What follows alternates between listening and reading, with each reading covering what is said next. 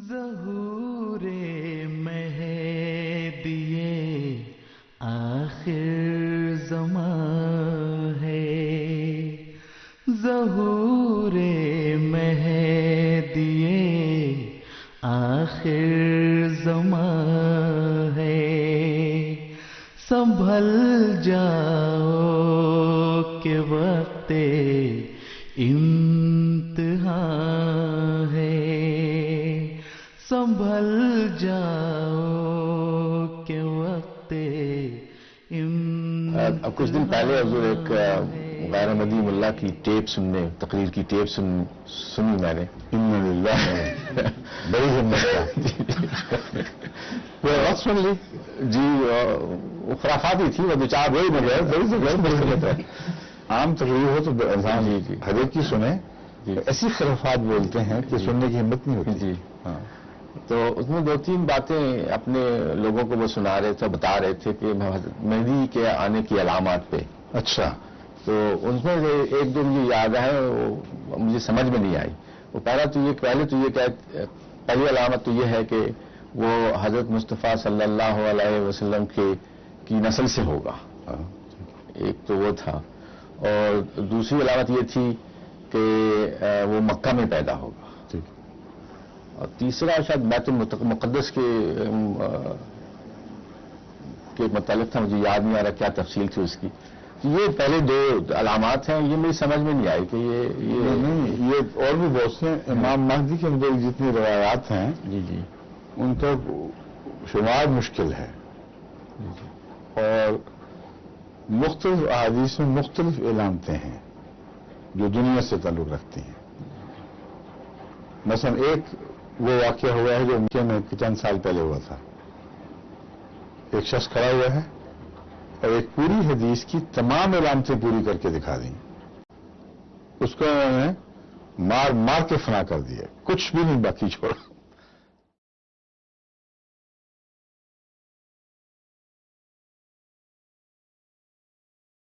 It so happened that the 20th of November 1979 corresponded to the 1st of Muharram 1400 after the Hijrah, the dawn of a new century, the beginning of a new era. When the Fajr prayer began, the people lined up to pray to Allah subhanahu wa ta'ala in the beautiful air, in the sweet scent surrounding the Kaaba. And as the Imam finished the prayer and said the salam, signaling the new day, the dawn of a new century, suddenly a group of men pulled out their guns and other weapons, took control of the microphone, and began announcing that the promised Mahdi was in their midst, and that he had come finally to end this world of the deceit, of the evil, of the corruption that was rampant in their times, and that he would fill the earth with justice, just as it had been filled before with injustice. The name of this announcer was Juhayman ibn Muhammad ibn Sayf al-Utaybi. And the name of the supposed Mahdi was, just as the hadith had predicted it, Muhammad ibn Abdullah, who was from the pure Arab tribe of Al-Qahtan, from the descendants of the Quraysh. This Mahdi, Muhammad ibn Abdullah, made his way to the Kaaba, stood between the black stone and the station of Ibrahim, and began taking the oath of allegiance from his followers.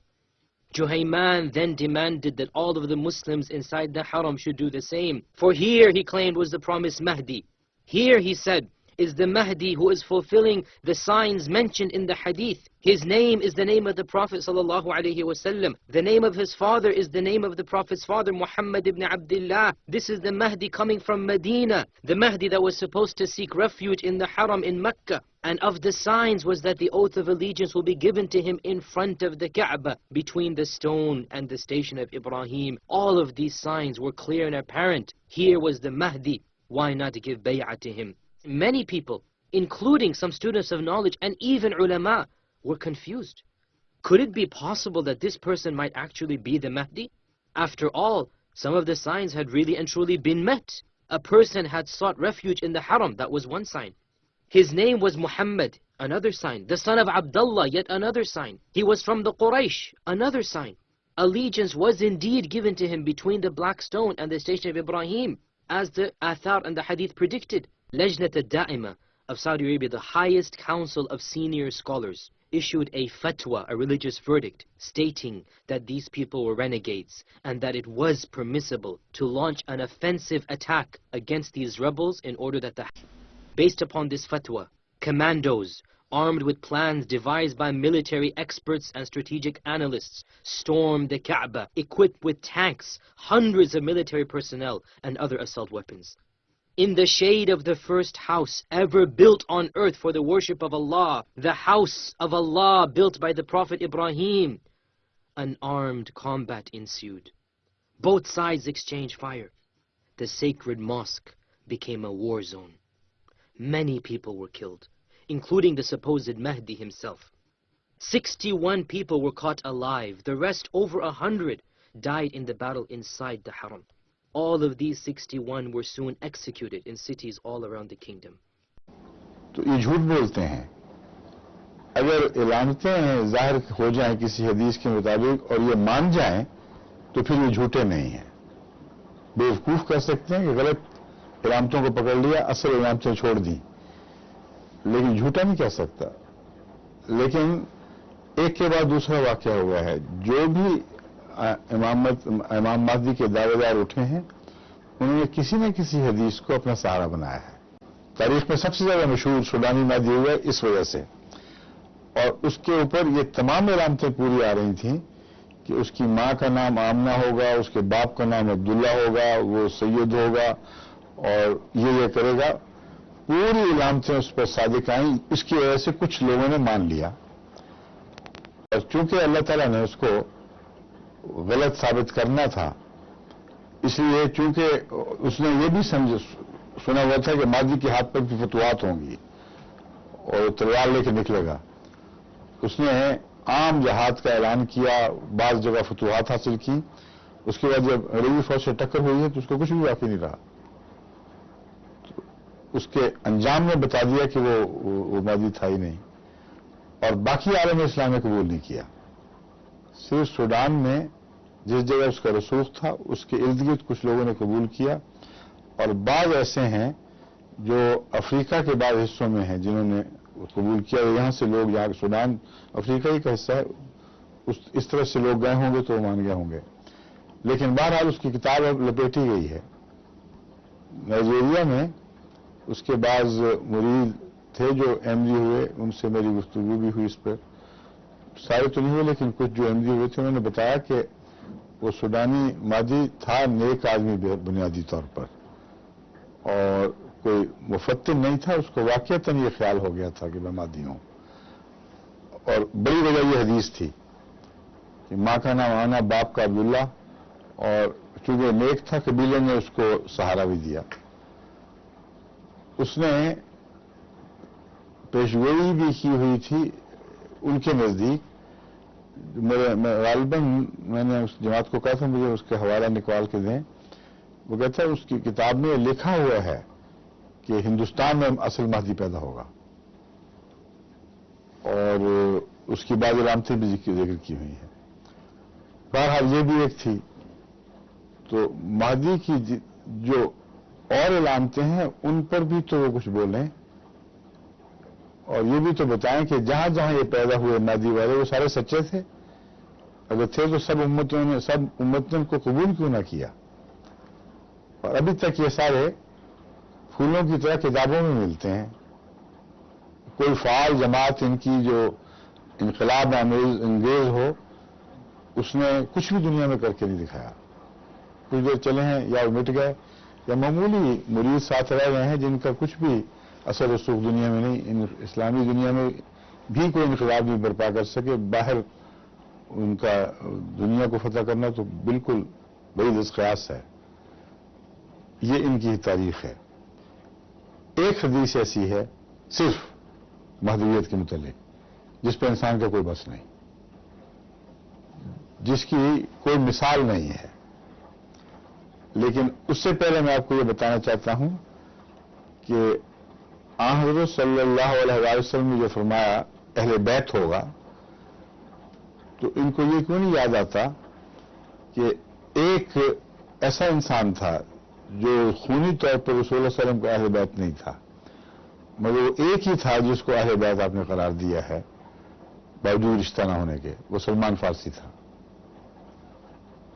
جنگ احزاب کے وقت آپ کو ان کو بلایا، خاندان میں اپنے خاندان کے ساتھ کھڑا کیا، سلمان منا اہل البیت، یہ الفاظ فرمائے، سلمان ہمارا ہے، اہل بیت ہے۔ اور اس کو کیوں چنا گیا آخر؟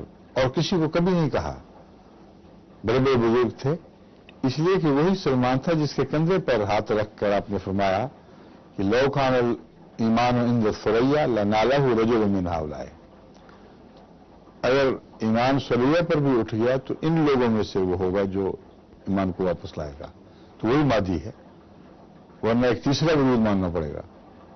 یا مہدی یا مسیح دو ہی لقب ملتے ہیں، قرآن نے ذکر کیا ہے تو وہ پھر کوئی تیسرے وجود کا تو نہیں ہے ذکر کیا جس کا اشارہ بھی حدیث میں نہ ہو۔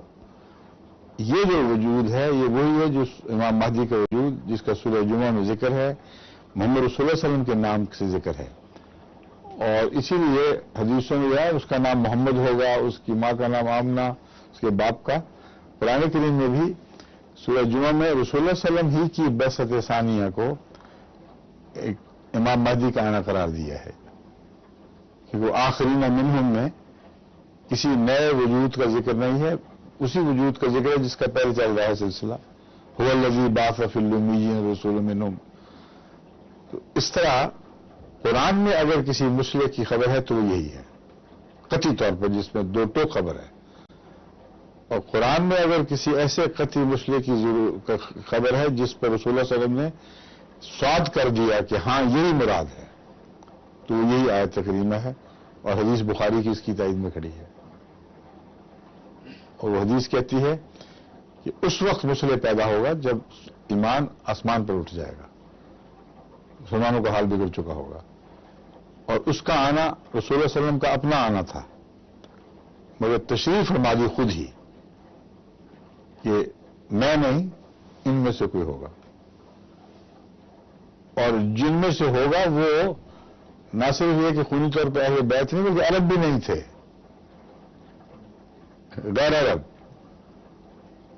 اور یہ بھی آیت کریمہ کی تشریح ہے جو رسول اللہ صلی اللہ علیہ وسلم فرما رہے ہیں، کیونکہ اس کے معنی بعد فرماتا ہے ذالک فضل اللہ یؤتیہ من یشاء واللہ ذو الفضل العظیم، کہ یہ جو ہم کہہ رہے ہیں بعثت ثانیہ، یہ فضل ایسا ہوگا جس کو بھی اللہ چاہے گا دے گا۔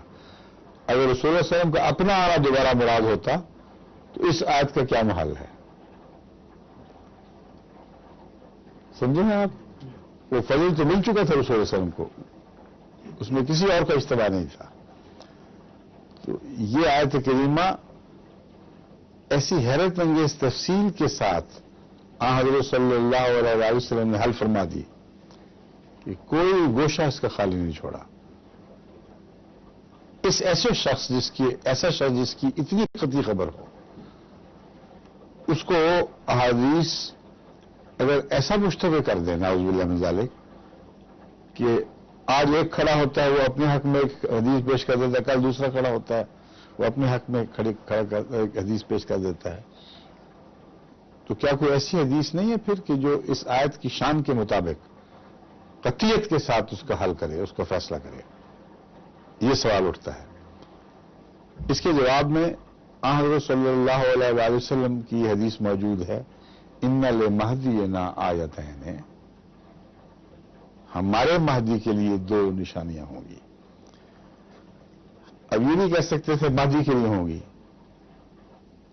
ہمارے مہدی کے لیے جو فرمایا مراد ہے کہ بہت سے مہدی ہوں گے، لیکن وہ مہدی جن کی ہم بات کر رہے ہیں جو میرا ہوگا، اور نا فرمایا ہے ہمارا نام ایک عجیب شان ہے کہ ساری امت کا اصل نمائندہ وہ ہے، اس کے لیے تو آسمان سے نشانیاں ظاہر ہوں گی، زمین کی نشانیاں کام نہیں کریں گی، اور وہ دو نشانیاں ہیں جن کا قرآن میں ذکر، جن کا نیو ٹیسٹامنٹ میں ذکر، جن کا مسیح سے بھی تعلق ہے۔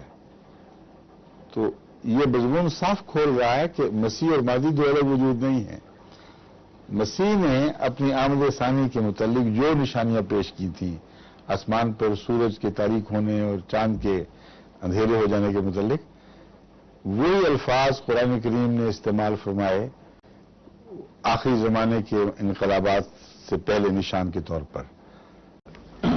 قرآن کریم فرماتا ہے کہ جب سورج تاریک ہو جائے گا اور وہ جمعہ شمس والقمر، یہ بھی حدیث اصل آیت پڑھ کے سناتے ہیں آپ کو۔ شمس اور قمر، پہلے ایک کو کہا کہ وہ گرہن لگ جائے گا، دوسرے کے متعلق فرمایا وہ بھی اس کے ساتھ جمع ہو جائے گا۔ اب صاف ظاہر ہے کہ اس کو بھی گرہن لگے گا، اور جمع ہونے کا مطلب یہ ہے کہ وہ ایک مہینے کسی ایک خاص مدت میں اکٹھے ہوں گے۔ بس یہ حدیث بھی مبنی بر قرآن ہے، اس حدیث کی طرح جو بخاری کی حدیث تھی، اس لیے یہ بحث اب اس پہ نہیں اٹھ سکتی کہ اس کے راوی کمزور ہیں کہ طاقتور ہیں۔ بات قطعی ہے، پیشگوئی ایک ایسی عظیم الشان ہے کہ جھوٹا بنا ہی نہیں سکتا، اور قرآنی آیت کے مطابق ہے، بالکل اس کی تطبیق کر رہے ہے اس کے اوپر۔ تو جس کو قرآنی تطبیق حاصل ہو، جس کا مزاج ایسا ہو کہ جو مزاج آسمانی ہے، اور نوعیت ایسی ہو کہ باریک حد تک وہ مطابقت رکھتی ہو۔ جمعہ شمس والقمر میں جو اشارے ہیں وہ بہت ہی حیرت انگیز ہیں۔ ایک تو یہ کہ ان کا اکٹھا کسی صورت میں ہونا، رسول اللہ صلی اللہ علیہ وسلم۔ جی بالکل، یہ سورہ القیامہ کی ابتدائی آیات میں سے ہے۔ اعوذ باللہ من الشیطان الرجیم۔ یسأل ایانا یوم القیامہ فاذا برق البصر وخسف القمر وجمع الشمس والقمر۔ خسف القمر ہے، سورج نہیں تھا، خسف القمر۔ جی چاند نے پہلے گرہن لگنا تھا، یہ بھی ایک حکمت کی بات ہے۔ جی اور کیونکہ چاند کی گرہن کی راتیں پہلے آتی ہیں، سورج نے بعد میں لگنا تھا، اس لیے قرآن کریم نے بھی پہلے شمس، حالانکہ بڑی چیز ہے، وہ نہیں فرمایا، بلکہ خسف القمر ہو، قمر کو گرہن لگے گا۔ اور وہ حضرت مسیح نے جو کہا تھا تاریک ہو جائے، روشنی دینا چھوڑ دے گا، اس کا مطلب بتا دیا۔ اور اس کے ساتھ سورج کو سے بھی یہی واقعہ ہوگا، اور دونوں اکٹھے ہو جائیں گے۔ اب اکٹھے میں گرہن میں اکٹھے ہونا، مہینے میں اکٹھا ہونا، رمضان میں اکٹھا ہونا، یہ ساری باتیں آ گئیں۔ اور جمع کا لفظ سورہ جمعہ کی طرف بھی اشارہ کر رہا ہے، جس میں اگلوں اور پہلوں کے اکٹھے ہونے کا ذکر ہے۔ اولین اور آخرین کا لما یلحقوا بہم، ایسے لوگ جو ابھی تک نہیں ملے وہ ان کو ملا دے گا۔ تو اب دیکھیں اندرونی طور پر قرآنی رشتے آپس کے، حدیث کے ساتھ ان کے اس کے رشتے کتنے مضبوط اور قطعی ہیں۔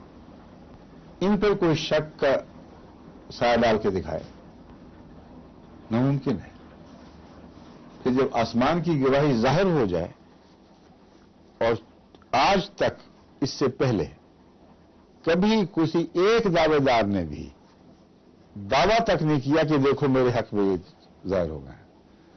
تو یہ بحث جس میں ہم پڑھ چکے ہیں، ہم نے ثابت بھی کر دیا ہے، تھی بے ضرورت کہ تاریخ سے، چاند گرہن کی تاریخوں سے ثابت کیا جائے کہ کسی ایسے مادی کے زمانے میں چاند سورج کو گرہن نہیں لگا جو اس کے دعوے کے بعد لگا ہو، اور پھر وہ مادی کامیاب بھی ہو گیا ہو۔